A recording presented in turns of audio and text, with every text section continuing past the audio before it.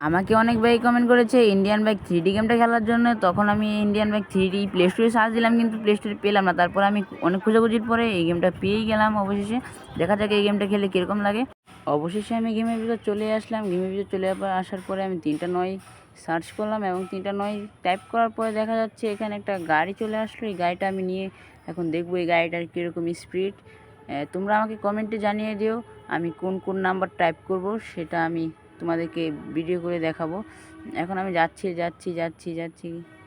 হঠাৎ করে দেখলাম যে একজন মানুষ দাঁড়িয়ে রয়েছে। আমি তো ভাবলাম যে এটা কি গেমে কি মানুষ আছে নাকি। তারপর আমি গেলাম, দেখলাম মানুষের কাছে যাওয়ার পরে মানুষটাকে মারতে গেলাম। দেখা যাচ্ছে মানুষটা খালি দৌড়াচ্ছে, তার টার্গেটই করতে হচ্ছে। দেখলাম আমাকে সে মারতে আসছিল। তারপর আরেকটা মানুষকে আমি মারতে গেলাম। সেই মানুষটাকে মেরে আমি ভাবলাম যে এটাই মনে হয় মিশন, এবং তাকে মারতে গেলাম, সে আমাকে মারতে চলে আসছে। তাই